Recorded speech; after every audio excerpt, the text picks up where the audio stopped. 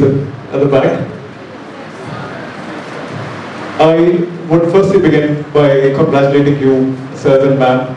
It's an extremely engaging, extremely engrossing book with so many examples, so many anecdotes, so many pearls of wisdom about sir, which we can imbibe on our daily lives and definitely teach it to our students as well. Ideally, we would want to go through every page and every line and probably read between the lines as well, to gather all that information that is there. Unfortunately, we won't have time for that. So we've tried to probably just take a few questions here. And I would probably begin, Shibani ma'am. The first question that we have, and it is on the premise of sir, जब आपने प्रभात खबर की journey आरंभ नहीं की थी और आपके पास एक जॉब ऑफर तभी आया था जो अभी उमेश जी ने दिखाया यहाँ पर. On page 42, and I quote Harivansh ji, I would not have accepted the offer if I had gone by today's mindset. Remember, I didn't even see the paper myself. वो स्वयं गए नहीं थे, उनके मित्र या कोलीग संजीव शेट्टी जी को उन्होंने भेजा था देखने के लिए. I didn't even see the paper myself, and I just relied on my friend's words, which were not at all encouraging. But the mindset then was revolutionary, and I obeyed my heart, and the rest, as I say, is history. So, sirs, any of you all can take the question. I'm not sure who would want to take it first. The question is, we wanted to delve more into this mindset that we speak about, the today's mindset versus the revolutionary mindset. The revolutionary mindset, I understand, is this more of a intuitive decision in terms of the road not taken, Robert Frost poem, or was it a more strategic decision in terms of a high risk, high return? Because he knew if he can revive the newspaper, that's going to bring him into the limelight for sure. So, what is this difference between the today's mindset and the revolutionary mindset? Thank you so much for the beautiful.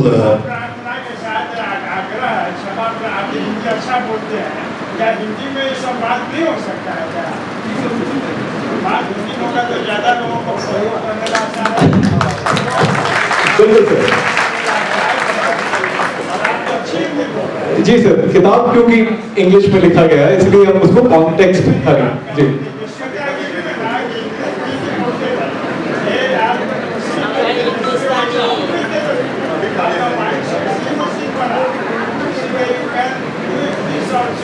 Ji ji sir.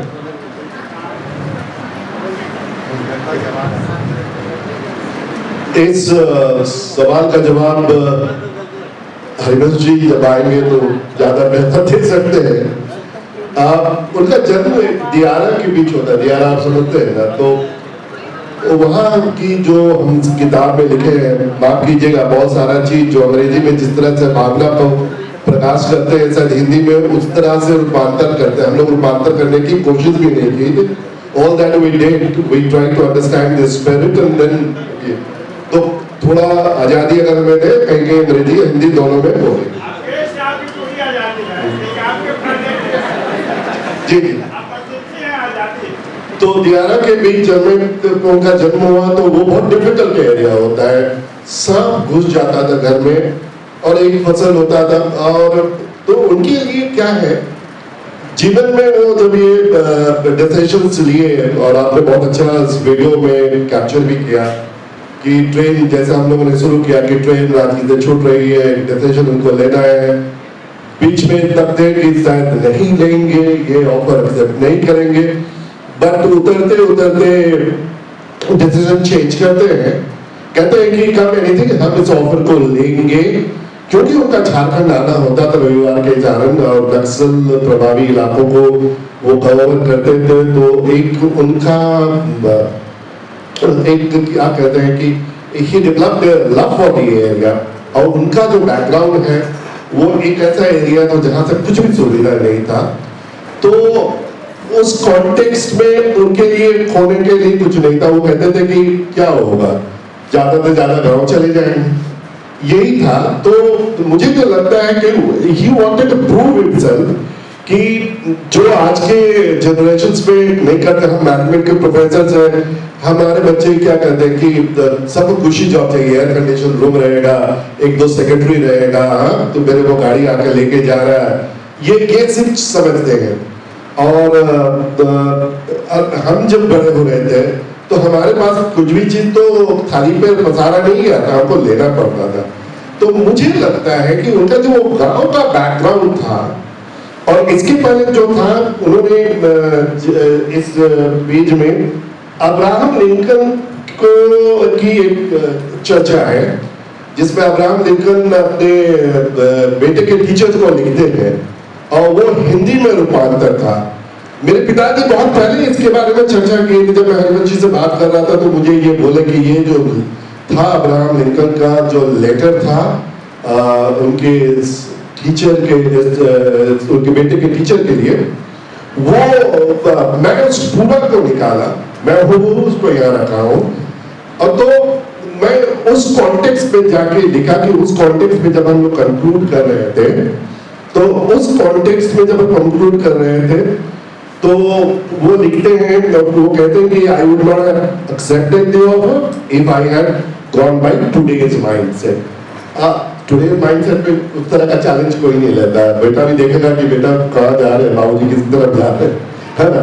सबको चाहिए, unfortunate है कि directions क्या है कि success का तो कोई परिभाषा होता नहीं है। आप जिसको सक्सेस मानते हैं, मैं नहीं मानूं, ये दूसरी चीज को सक्सेस मानते हैं, तो सक्सेस का शायद जो डिफिनीशन होगा हरिवंश जी के लिए बिल्कुल डिफरेंट था, और डिफरेंट था और है, इसीलिए वो हरिवंश जी है। उनका और मेरा, इनका जैसे विचार होता तो शायद वो हरिवंश जी नहीं होते। तो माइंडसेट में रिवोल्यूशनरी चेंजेस आया है, लेकिन बाकी आप उनसे जब वो आते हैं तो बेहतर वो जवाब देंगे इस बारे में। धन्यवाद सर। शिवानी मैम, हमारा प्रश्न अगर आपको। मैम, हिंदी या बांग्ला में एक एक्रोनिम बहुत फेमस है, TNPC, परनिंदा परचर्चा, परनिंदा परचर्चा। Our audience might be wondering what I am saying। ये किताब का ही मैं एक कॉन्टेक्स्ट देना चाहूंगी, क्योंकि किताब इंग्लिश में लिखी है, तो मैं कुछ लाइनें पढ़ के सुनाना चाहूंगी। To quote Harivansh ji again from page 85, in Hindi-speaking states, it was commonplace for people to engage in criticism and mudslinging, a significant pastime and an enormous source of amusement. Their sickening culture of idle gossip, backstabbing, and a tendency to overlook or downplay the achievements of others dominated the everyday discourse. Even when someone did something praiseworthy, it was not uncommon for people to respond with criticism or even attempts to tarnish their reputation. So, sir, ma'am, क्या आप इस पे और विस्तारित रूप से हमें बताना चाहेंगे कि किस तरह से श्री हरिवंश जी ने कॉर्पोरेट कल्चर को बढ़ावा दिया है, and he discouraged this peculiar personality trait?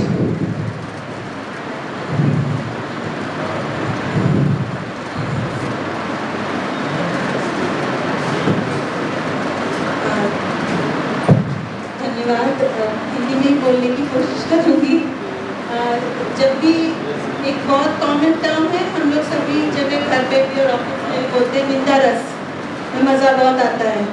तो ये सच है कि जब हरिवंश जी ने अपनी टीम में नई ऊर्जा लेकर जब सोचे, तो ऐसे समय में जब स्टार्ट कर रहे थे, तो उनकी टीम के मेंबर्स में से एक साथ बहुत सारे लोग उन्हें छोड़ा था। तो वो टाइम ऐसा था जब ज़्यादा वक्त लोगों का कंपैरिजन में ज़्यादा था, कॉम्पिटिटर न्यूज़पेपर्स आ रहे थे, ज़्यादा सैलरी मिल रही होगी, ज़्यादा फैसिलिटीज़ मिल रही होगी, और यहाँ एक अपॉर्चुनिटी। तो कुछ ऐसे टीम मेंबर्स थे जो यहाँ रुके साथ में। तो सर ने एक बहुत ही इम्पोर्टेंट एस्पेक्ट है, इस बुक में भी है, वो एक एथिकल कोड ऑफ कंडक्ट अपनी टीम के लिए बनाया। और उसमें आचार संहिता, उन्होंने ये बोला कि मेरी टीम के लोग को किस तरह का आचरण रखना होगा, किस तरह से अपने साथी कर्मियों के साथ सच्चाई से रहना होगा, कैसे आप लोग कॉर्पोरेट, तो एथिक्स बहुत बड़ी चीज़ है। तो इन लोगों के पास इतना वक्त ही नहीं था कि ये दूसरों के क्रिटिसिज्म में रहते, हालांकि क्रिटिसिज्म इनके बारे में बहुत हो रही थी, इनके तरीकों से कि ये पैसे नहीं दे पा रहे हैं, फिर भी टीम को कैसे जोड़ के रखेंगे। तो अगर ये निंदा रस में चले जाते या वो क्रिटिसिज्म को ज़्यादा समय देते तो ये अपना वो काम नहीं कर पाते, वो जुनून से जैसा उन्होंने किया। तो जहाँ तक बात है जो आप बोल रहे हो, एक बार फिर से बोलना, पर निंदा पर चर्चा। तो आई थिंक कल्चरली अगर किसी ऑर्गेनाइजेशन में रूमर मॉन्गरिंग को बहुत बढ़ावा दिया जाता है तो वो बहुत ही नेगेटिव हो जाता है। तो culture broad from the top होते हैं ना, तो जब आप शुरुआत में ही वो कल्चर इंटेग्रिटी वाला, ऑनेस्टी वाला, एथिकल, आप ज़्यादा से ज़्यादा ऊपर से नीचे लीडरशिप से जब वो नीचे तक आता है तो किसके पास मौका है बैठकर वो निंदा रस करे। वो तो इतना अच्छा काम करता है कि हम बुक लिख सके ना। Thank you. एक ऐसा उदाहरण यहाँ पे दिया गया है कि जब सर के पास कोई आता था कंप्लेंट लेकर, तो वो जिसके खिलाफ कंप्लेंट है उसको भी साथ में लाते थे और दोनों को साथ बैठाकर एक दूसरे से सो आई थिंक इस बुक का नाम अगर आप लोग ध्यान से देखेंगे तो newsprint to heart print है, फुटप्रिंट नहीं है। ज्यादातर हम बोलते हैं पद चिन्हों पे चलेंगे, फुटप्रिंट फॉलो करिए, पर हमने बोला नहीं, दिल में अगर आपने जगह नहीं बनाई तो फिर आप नहीं हो सक्सेसफुल, आपको इज्जत नहीं मिलेगी जितनी इज्जत आपको इस तरीके से मिल सकती है। और यही खासियत है कि एडवर्सरीज भी इनके साथ थे, और जब ऐसे ऐसे बड़े बड़े सिचुएशंस आए, जब स्टोरीज आई करप्शन और बाकी टाइम पे जब ब्यूरोक्रेसी था, यहाँ पर ज़्यादातर पॉलिटिशियन थे जो इनके एडवर्सरीज थे, वो भी इनको बहुत अप्रिशिएट और रिस्पेक्ट करते थे। तो yes of course I can't agree with you more, ma'am. Sir को आए हुए यहाँ पे आधे घंटे से ज़्यादा समय नहीं होगा, शायद 1 घंटे का, and he's definitely made a heart print in all of us. So I think we chose the title well, is it? Absolutely, absolutely. हम सभी आपसे पूर्ण रूप से सहमत हैं। I'll just move ahead with the next question. अगला प्रश्न जो है, और यहाँ पर आपको कोट करने की जरूरत नहीं पड़ेगा, तो I'll try and speak जितना हो सकेगा हिंदी में बात करके। तो एक शब्द है वायरल, जो आज के सोशल मीडिया युग में काफी यूज किया जाता है, बिकॉज कई लोग उसको देखते हैं, मिलियंस एंड बिलियंस तक भी वो हो जाता है। बट वो आज के युग में है, इंटरनेट युग में है, एक ऐसे युग में जब सोशल मीडिया हर किसी के पास है, हर किसी के पास फोन है। लेकिन जब सोशल मीडिया नहीं थी, इन सेंस 80s के एंड के दशक में, 90s के अर्ली दशक में, then people like Dashrath Manjhi, Kusum sir ने उनको वायरल किया क्योंकि he ran continuous stories on them on an everyday basis, and the local news came on top of the headlines. So I wanted to probably if you could speak about this dedicated and relentless strategy which really helped establish a particular news from a local to a national, probably even international level, and how it helped Prabhat Khabar outshine the competition also. आपने ये बावर्ची picture का जिक्र किया जिसको मैंने coat किया। मैं अनएसेंटली कहता हूँ कि मैं राजेश खन्ना फैन, मेरे दोस्त शशि यादव बैठे हुए हैं, राकेश जी बैठे हैं, हम लोग बहुत बचपन से ही। तो मैं जब बावर्ची पिक्चर देखता था और फिगर आउट करने की कोशिश करता था कि ये पिक्चर पॉपुलर कैसे हुआ, और उस समय जो भी पिक्चर बनते थे, जैसे मैंने कहा गुलजार साहब का, तो वो मेन स्ट्रीम किए ऐसे सब्जेक्ट को जो उस समय के तत्कालीन जो भी सिनेमा बनाते थे वो नहीं बनाए थे, छोटी छोटी इश्यूज पर। तो हरिवंश जी ने जो हम लोग ने यहाँ पर टैगलाइन भी किया, ट्रायम्फ ऑफ कंटेंट, किस कंटेंट को कितना महत्व देना चाहिए उन्हें पता था। कुसुम की जो कहानी है, जो बाकी अखबार जो एक कॉलम दे के छोड़ देता, उन्होंने उसको front to national Xavier's college में बता रहे थे कि कुसुम किस तरह एक कल्चरल इशू बन गया। मैं आपको एक बात बताता हूँ, रांची उस समय बहुत हालत खराब थी रांची की। कोई रहना नहीं चाहता था, वेदर अच्छा था, सब्जी अच्छा मिलता था, लाइट तो रहता ही नहीं था, पॉटहोल्स इतना था कि आप पैर इधर रखें तो उधर पता नहीं लगता था कहाँ रखना पड़ेगा। और उस समय बहुत तकलीफें थी लोगों के। तो 89 में सर जब ज्वाइन किए एंड जिस परिस्थिति में ज्वाइन किए, तो प्रभात खबर एक विशिष्ट पॉलिटिकल पार्टी से उसकी थोड़ी एफिलिएशन थी। रांची एक्सप्रेस इंपॉर्टेंट पत्रकार हुआ करता था। तो धीरे धीरे कंटेंट की सुप्रीमेसी, जो मेरे एक चैप्टर भी है, सुप्रीमेसी ऑफ द कंटेंट के माध्यम से एडवर्टाइजमेंट जीरो फॉर रेवेन्यू नहीं है, कंटेंट को आगे बढ़ाकर और सेगमेंट्स बहुत अच्छा पहचानते थे। तो मार्केटिंग, हालांकि हरिवंश जी कोई एमबीए वगैरह नहीं किए हुए हैं, लेकिन एमबीए के हम लोग किए हुए हैं, हम लोग को सेगमेंट नहीं पहचान आता था। वो जानते थे कि वहाँ की स्कूल्स में सबके बच्चे पढ़ते थे, schools and particularly school plays a very important role in that. तो हम, मेरी अपनी जो प्रभात खबर से जुड़ा, तो मैं स्कूल का रिजल्ट छापता था। आईआईटी की रिजल्ट इस तरह से नहीं आती थी, घर घर जाके कलेक्ट करते थे। एक लेडी के बारे में मैं लिखा था, श्यामला श्रीनिवासन, वो आईआईटी में पढ़ाती थी, और एक बच्चा रांची से थर्ड हुआ था, सोहम मजूमदार, और अभिनव मिश्रा जमशेदपुर से आईआईटी में टॉप किया था। हम लोग सोहम की कहानी कैप्चर किए थे। मैं सुबह अखबार लेने गया तो पीछे से खोजना शुरू किया, कहीं नहीं मिला। दुख भी हुआ कि प्रभात खबर कहता तो है इंपॉर्टेंट देते हैं बच्चे का न्यूज, मेरा न्यूज गया था। फ्रंट पेज ऐसे ही मैं देखा, मैं कभी उम्मीद नहीं किया था कि फ्रंट पेज में ही आएगा। फ्रंट पेज में था, आइए इस महिला का अभिनंदन करें। फिर भी मैं पढ़ा तो देखा कि उन्होंने उनके बारे में, श्यामला श्रीनिवासन के बारे में पूरा फ्रंट पेज में कैरी की। ये कंटेंट की सुप्रीमेसी थी कि किस कंटेंट को कहां दिया जाए। इनको मार्केट सेगमेंट्स की इतनी पहचान थी कि रांची में क्या यदि कुछ भी वाइब्रेंट शहर था थोड़ा बहुत, तो ये स्टूडेंट के चलते था, स्कूल्स बहुत अच्छे रहते थे, जमशेदपुर, रांची, बोकारो, तो उसको लिए इस तरह बहुत सारा है। तो मांझी की जो कहानी कहते हैं, वो पहाड़ को किस तरह किया, उसके पीछे जो कहानी है, उसकी पत्नी का देहांत हो गया था और किसी और का देहांत ना हो, इसलिए बेचारियां वो पहाड़ को काट के सड़क बना रहा था। इस तरह की कहानी को पहचानना, उसको आगे करना, नहीं तो लोग क्या, पॉलिटिक्स, क्राइम पढ़ते पढ़ते लोगों के दिमाग में क्राइम चला गया। तो constructive journalism pays in a big way। ये प्रभात खबर की स्टोरी है और इतनी सारी कंस्ट्रक्टिव स्टोरीज लिखी गई है। हम लोगों ने बहुत को कवर किया, बहुत नहीं कर।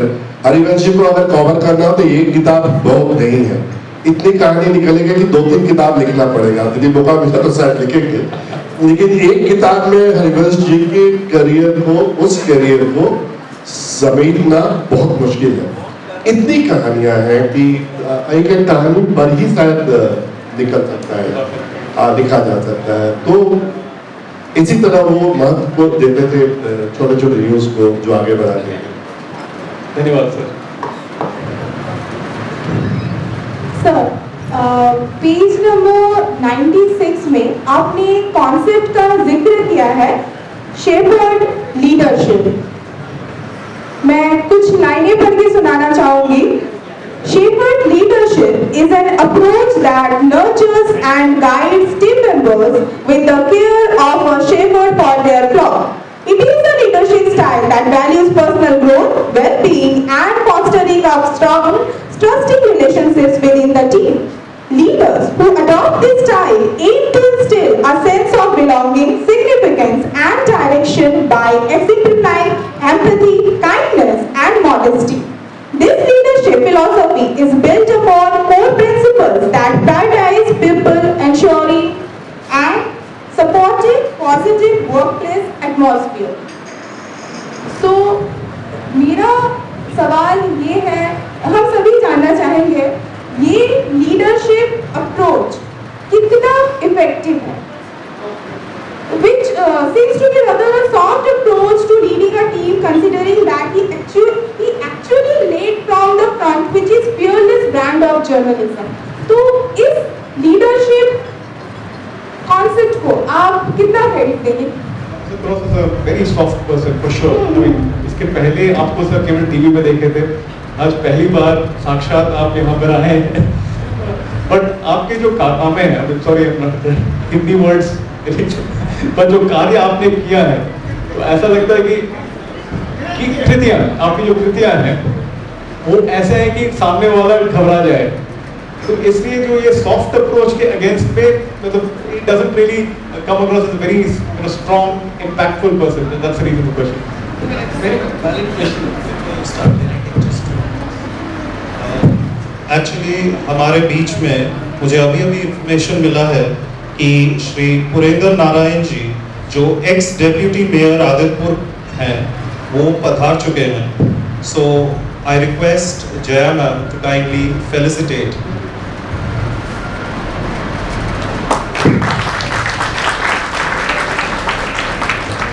और हमारे बीच श्री ओम प्रकाश जी भी हैं, who is the senior advisor Saraikela Kharsama. He's left? Okay, so he's left the house, so we can continue with the session. Thank you. So shepherd leadership. Yes. Shepherd leadership जो है soft spoken sir, definitely. Soft spoken does not mean weak. वो हम लोग गलती करते हैं। Soft मतलब weak नहीं है। Soft can be firm. और shepherd leadership का closest analogy हो सकता है, for example, mother, माँ। वो प्यार देती है, डांटती है, firm है, पीछे से वो क्या वो रस्सी बांध के वो कंट्रोल भी करती है, खींचती है, वो shepherd leadership. From the front आप करो वो shepherd leadership. Easy नहीं है, कठिन है, rare, one of the rare form of leadership. और बाकी सब तो aggressive leadership, in the face, चलो ये करते हैं, वो करते हैं. But soft leaders are more firm. अगर वो चाहे वो फॉर एग्जाम्पल मैं सर को नहीं जानता हूँ इस समय पे प्रभात खबर के टाइम पे, बट थोड़ा क्रिएटिव लाइसेंस ले रहा हूँ। अगर ये बुक नेटफ्लिक्स बनेंगे थोड़ा तो क्रिएटिव लाइसेंस बनेंगे। इसके ऊपर भी प्रश्न है। और स्पेशली आफ्टर वो वीडियो ड्रामा आपने बना दिया, उसके बाद तो थोड़ा कंपटीशन ज़्यादा है नेटफ्लिक्स के लिए। तो वेरी सिंपल, आप इमेजिन करो कंपनी में पैसा नहीं है, लीडरशिप नहीं है, और लीडरशिप भी नहीं है। जब तक आप सक्सेसफुल नहीं बनेंगे, लोग आपको लीडर नहीं कहेंगे। वो हमारा समाज ऐसा है, जब तक आप सक्सेसफुल नहीं है, आप कुछ भी करो, बोल दो, कुछ भी स्ट्रैटेजी आप लिख दो, शब्द यूज कर लो, कोई आपको मानेंगे नहीं। अगर आप सक्सेसफुल बन गए बाई चांस, वो तभी लोग आपका पूरा शब्द लिखेंगे, पेजेस लिखेंगे, कहानी लिखेंगे और फिक्शन भी लिखेंगे।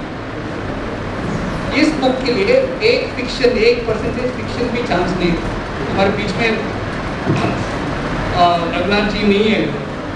हर एक शब्द, हर एक डेटा, हर एक रिसर्च, हर एक फुटनोट, फुटप्रिंट नहीं, फुटनोट भी है, उन्होंने validate. And I think that is thanks to search. Truth is only one. और अभी जो सोसाइटी में प्रॉब्लम है, व्हेन वी से न्यूज़ के एक और interpretation, it covers all directions, north east west south, that we have forgotten. अभी 24/7 न्यूज़ में आपको 11 o'clock अगर कुछ न्यूज़ बन गया, 11:05 को ओल्ड हो गया, न्यूज़ नहीं हो, तो कैसे लिखेंगे? So I think the time has changed. और शेफर्ड लीडरशिप में you have to lead from that.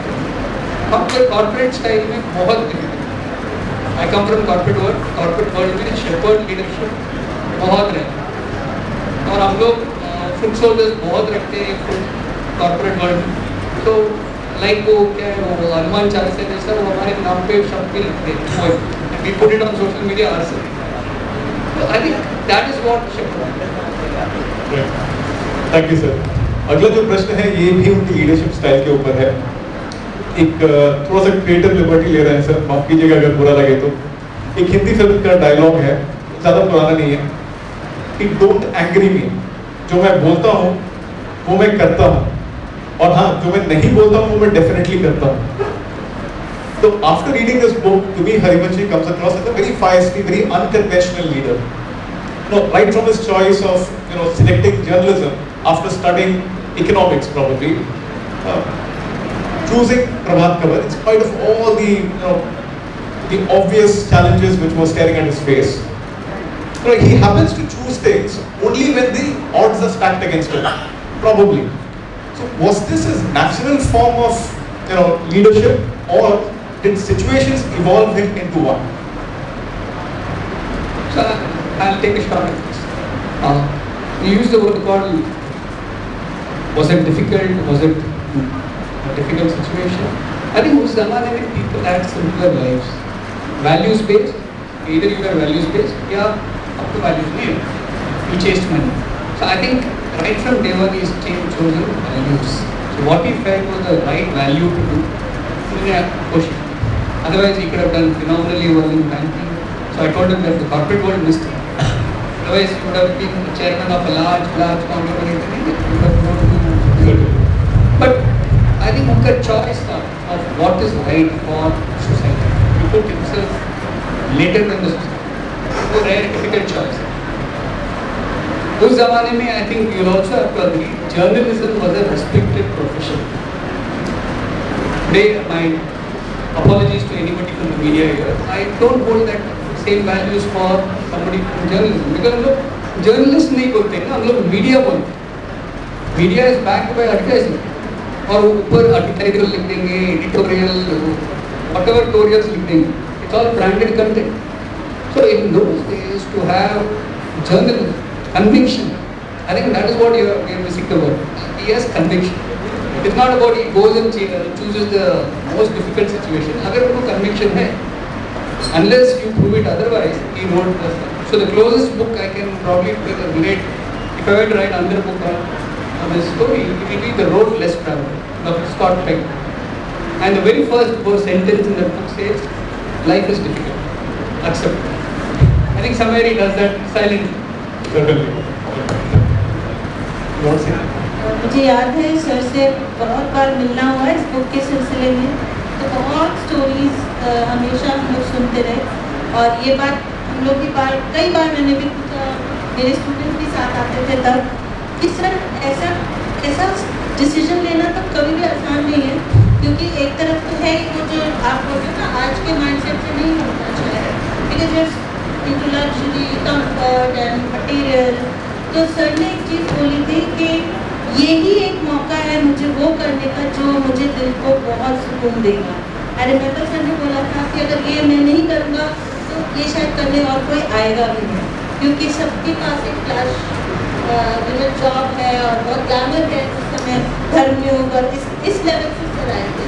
तो ये चीज़ है ज़रूर कि इतना चैलेंज है, लेकिन किया तो कहाँ से कहाँ जा सकते हैं, तो ये मौका तो यही मिलता है, तो ये कैसे करते हैं ये जाने में नहीं देना चाहिए। हाँ। एंड जहाँ तक शेफर्ड लीडरशिप की बात बोली, ये जर्नी भी इसलिए इतना तक आगे पहुँचा क्योंकि सर ने खुद अकेले नहीं किया ना, सर ने बोला भी अस, तो उन्होंने सबको ट्रेन किया जो कुछ नहीं थे, थे को आता नहीं था, उनको ट्रेन किया, एक एक को बिल्ड किया, साथ में भी बिल्ड किया। और वही शेफर्ड लीडरशिप है जब आप सबका कंपैशनेटली सबको साथ लेकर आप चलते हो और एक दूसरे को बिल्ड करते हुए चलते हो, तो that exactly shepherd leadership.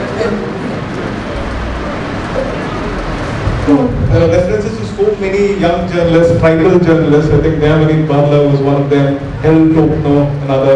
I think there are at least a dozen names which you've quoted across this book. Yes, ma'am. Sir ma'am, ये पुस्तक पढ़ने के बाद हम ये अंदाजा लगा सकते हैं कि there are two types of clients, एक readers and second one is advertisers। जो रीडर्स होते हैं वो बहुत ज़्यादा इमोशनली अटैच्ड होते हैं न्यूज़पेपर से, कंटेंट से, एंड जो एडवर्टाइजर्स होते हैं बेसिकली उनका एक सर्टेन एक्सपेक्टेशंस होते हैं based on the reputations and circulations of the newspapers. आपका क्या व्यू है, कहना है इस मामले में प्रभात खबर ने इस डाइकोटोमस रिक्वायरमेंट को किस तरह से बैलेंस किया है? एक चैप्टर है इसमें बैलेंसिंग द कंटेंट। अयोध्या कांड में क्या हुआ था कि जो डेथ की जो रिजल्ट्स आ रही थी ना, शायद व्यक्ति का देहांत हुआ था। कुछ अखबार इसको 26 कुछ बड़ा के कर रहे थे। लाठी जमशेदपुर आप जानते ही हैं उन दिनों में क्या होता था, कम्युनली बहुत डिस्टर्ब होता था। अब ये सर के एक मित्र थे लखनऊ में या कहाँ, वो मेरे BBC के कॉरेस्पॉन्डेंट थे। सर के पास फर्स्ट हैंड था खबर एंड अब उन्होंने डिसाइड किया कहा एनीथिंग, मैं जो सच है उसी फिगर को दूंगा। और देने के बाद क्या हुआ, एक सेक्शन ऑफ दी सोसाइटी अखबार को खरीदना बंद कर दिया। 2-4 दिन के पास आया कि भाई तो खरीद ले रहे हैं, आप फिगर घटा दिए। But despite the fact, he clung to the truth and he said, "Come anything, my work is to report the truth." अब मैं इस तरह से नहीं तो बैलेंसिंग द कंटेंट क्या था, शुरू में तो डिफिकल्टी होती थी, एडवर्टीजमेंट, सरकारी एडवर्टीजमेंट नहीं मिलता था। लेकिन बाय द टाइम क्या हुआ कि प्रभात खबर इतना अच्छा न्यूज बनते गया, प्रभात खबर के साथ एक रेपुटेशन बना। आज संजीवेश कॉलेज में उनके डिप्टी प्रिंसिपल थे, वाइस प्रिंसिपल थे, उन्होंने कहा कि प्रभात खबर किसी खास वर्ग का, खास समुदाय का, खास रिलीजियस ग्रुप का अखबार नहीं था। It represented all religious group, all type of people. और ये सब चैलेंज है हमारी सोसाइटी में, झारखंड में भी क्या है, you have all kind of population, all following of all religion, and if you are not telling the truth, if you are biased towards one section of the society, उसमें मुश्किल होता है। तो इन्होंने कंटेंट को ही, वो कहा कि कंटेंट इज सुप्रीमेसी। जब आपके पास रिसोर्स नहीं है तो आप क्या करेंगे? तो content led to resource generation. धीरे धीरे रिसोर्स हुआ। और अगर आपको कोई करंट वैल्यूएशन और प्रभात खबर बोले तो आप देख, मैं 500 कॉपी नहीं बिकती थी, उस 500 कॉपी में भी 400 कॉपी फ्री पड़ता था, है ना। एक बंधु प्रिंटिंग मशीन होता था, वो किस जमाने का था किसी को पता नहीं था। हाँ, कभी कभी न्यूज प्रिंट नहीं होता था। एक उनके सहयोगी थे, वो राज्य एक्सप्रेस से न्यूज प्रिंट लाते थे, कहाँ से क्या, इस तरह से जोड़ जाड़ के ये होता था। The best thing is that कि एक बहुत बड़ा अखबार, वहाँ एक coup हुआ, एक स्ट्रोक में 30 journalist, rest of the workers overnight लेके चला गया। तो इन्होंने वहाँ भी काम नहीं थी, वो बहुत पावरफुल अखबार था, आज भी पावरफुल अखबार है। उन्होंने वहाँ के लोकल कॉलेज, संजीवेश कॉलेज, बाकी कॉलेज के स्टूडेंट्स को ट्रेन करना शुरू किया। दिन भर काम करते थे, साथ में समय देते थे, ट्रेन करते थे। और उनके जो सब ऑफ द रिपेंटेंसेस हैं, उसमें उन्होंने लिखा है कि जो पत्रकारिता का जो इंस्टीट्यूशन वो चलाए थे, अगर जो वो चलता तो वो आज कंट्री का सबसे अद्भुत इंस्टीट्यूशन होता है। लेकिन अनफॉर्चुनेटली वो चला नहीं पाए, उनके रिग्रेट्स है वो। तो इन्होंने कंटेंट को आगे रखा, धीरे धीरे फाइट किया, बहुत सारी चीज पर फाइट किया। ट्राइबल्स के बारे में जो है, ट्राइबल्स जाके वो दयामनी बल्ला का मनोज प्रसाद जी आज सुबह में थे, तो उसमें एक लाइन हमने कहीं लिखा है कि selling T in the day and night में जर्नलिज्म करते थे। तो ट्राइबल्स में जो एक क्या बोलते हैं, कैपेसिटी बिल्डिंग बोलते हैं, मुझे आप भी केपेबल है, यू कैन आल्सो राइट। आज महादेव टोको हुए, वासवी हुई, Dayamani Bala, they are all big names thanks to sir.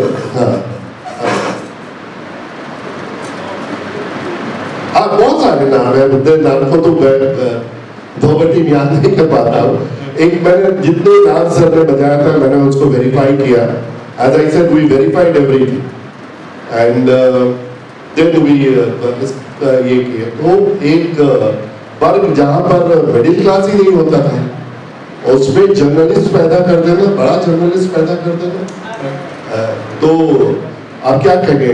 Syed सेवारदी ने एक जगह कहा कि Prabhat Khabar is a champion लोकलाइजर। शायद इसी कारण से सेवारदी जी ने ये अपने किताब में लिखा था। हमने उसको कोट भी किया है सर पेपर पे, बुक पे कहीं। ठीक है, we will probably have to constrain it a bit. एक आखिरी प्रश्न अगर आप पूछ सकते हैं। So this is again उनका जो management style था probably something around that. तो आपने लिखा कि he had amazing persuasive skills. No, sir. So he managed to get people like Krishnendu Datto, you mentioned in page 177. And you also mentioned in page 130 about how many other exceptional talents were willing to, join him just because of his personality and the way he, his current around Prabhat Kumar. However, there's a distinct resentment in his tone, and you've also mentioned this recently, but in page 21, you mentioned that in a pre-planned and deftly executed strategy, at midnight of June 2000, a leading and highly respected newspaper house in the country engineered an exodus of 33 people.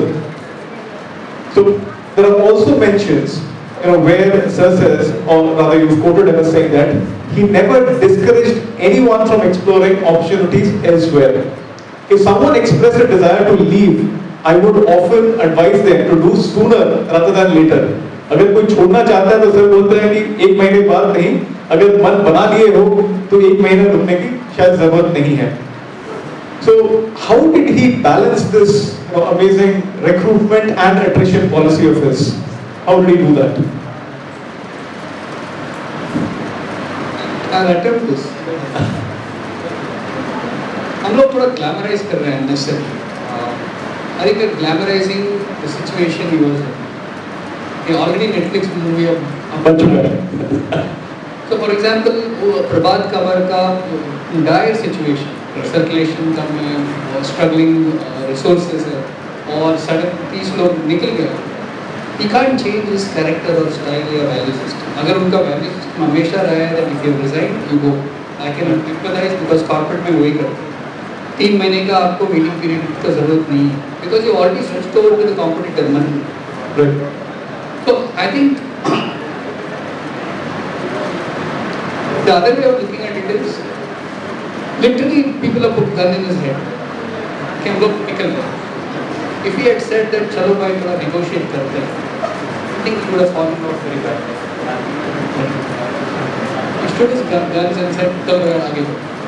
And the rest is history as we say. Same thing, we keep going back to Shepherd leadership. He trusted his people, and those who are staying back are the loyalists. So might as well invest time, energy, build that, make them, they are those who have the strongest belongingness already. So if there are people who are going on board, good luck to them, and may they have really good careers. They must have a very good family life. He does wish good for all of them, and he has no regret. Because he knows that they have been with him and he has that goodwill still with them, right? And many of them later would want to come back in his team. So those who stayed back were the trusted team, and they were the one who worked relentlessly, 36 hours typing to get the next edition out, and not missing out on any of those opportunities to जो भी resources हैं minimal, बिल्कुल minimal, उसी में best निकालना ही है. जो भी resources है उसमें काम करना ही है. तो जो spirit से सर काम करे थे, उसी spirit से जो लोग उठ गए, उन्होंने 5 रुपए में तो वो 25 का काम करके आगे बढ़ गए. उनको देखकर और लोग वापस आए. धन्यवाद ma'am. On that note, probably we'll just conclude this session, but with one last parting shot where each one of you all can probably name, and Srinath ji has already quoted Netflix twice. So who do you think can play him if there's a movie which comes up? Is it Akshay Kumar, Rajkumar Rao? Do you have somebody in your mind? No? Does you agree with that? Sir, इनका कहना है कि अगर आपके ऊपर एक feature film बनती है तो रघुवीर Yadav would be an ideal person for that. मुझे तो ये लगता है कि सर शायद फिल्म में वो हीरो नहीं देखना चाहेंगे. यहाँ बैठा एक वो जो यंग बैठे ये इनमें हीरो, ये इनमें आने चाहिए वो rock stars. Yes, but as far as film is concerned, that's another way of popularizing anything. But यहाँ हम लोग आए हैं ये बोलने के लिए कि leadership is because of leadership. Book पढ़ने से ही wisdom, जो भी आपका ज्ञान बढ़ा है, वो बुक पढ़ना बहुत बड़ी बात होती है जो वो छूटता जा रहा है. लोग बुक्स पढ़ नहीं रहे हैं. I think we need to get back, to books. So movies will be नहीं For sure. Thank you so much for taking the time and coming here. Thanks a Thank lot. you so much, sir. Thank you so much, ma'am. Thank you so much, sir and ma'am, for your wonderful insights. I feel while I was reading the book, they were only mere text. You've added that human value today. So thank you so much for doing that. Of course, I was coming to him because while I was reading, I came across one line that though sir had never taken a formal MBA course, you have actually gone ahead and corporatized the brand. You know, that is remarkable. So wonderful, sir, on this great achievement. So I request sirs to kindly stay back on stage. Thank you, Kaushik sir and Shibani ma'am, for doing the honors. I request our Honorable Chancellor sir to kindly come up on stage.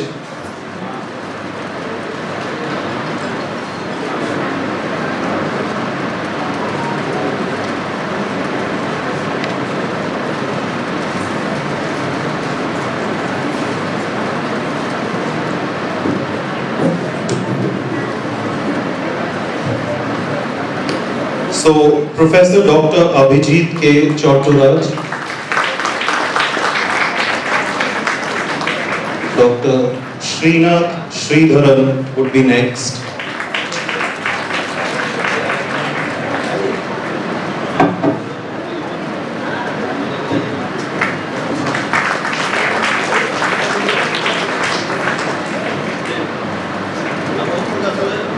And we have a small token from our BFA student, fine arts students who have taken the pain to draw your portraits.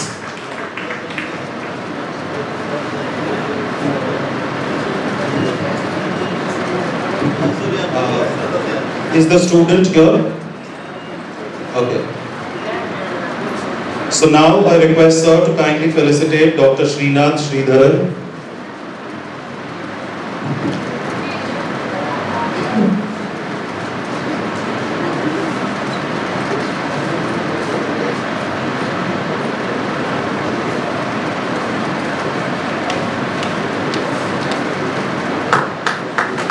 Guys, can we have a big round of applause? We were just sitting silently in the auditorium. Yes, absolutely. But then it's very rare to come across such gems. Besides the love share, reading books is something that is very lovely. Now I request sir to kindly present the mementos to Saloni Sinha.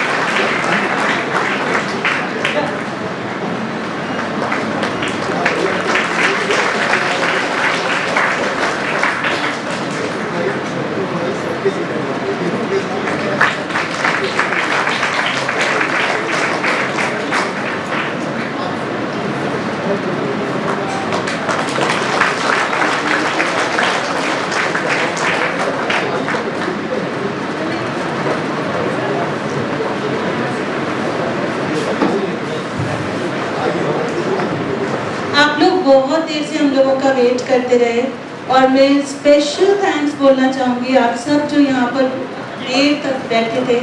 मैं जमशेदपुर से हूँ, यही सारे बहुत बचपन, सारा learning, सारी schooling, सारा कॉलेज यही हुआ है और ये पहली किताब है और जमशेदपुर में ये लॉन्च हो रहा है और श्रीनाथ यूनिवर्सिटी ने हमें इतना सम्मान दिया। ये मेरे लिए बहुत ही स्पेशल, बहुत ही इमोशनल मोमेंट है। This is I am coming back after a gap. 2008 हम लोग यहाँ से वाइंड अप करके गए। Today I am missing my parents, they are not here but they are watching from above. उन लोगों ने हमें हमेशा ये बोला कि क्रिएटिव रहना, कंपैशनेट रहना, जो हो सके देना, मिलता रहेगा। So I'm so very glad to be here And bless all of you. And अगर मैं कुछ कर पाई तो आप जरूर मुझे याद करो, जरूर. Thank you. This is very special day. So much, ma'am. And thank you so much, sir. It was really an honor for us to have you here at our campus and gracing us with your presence. Thank you so much.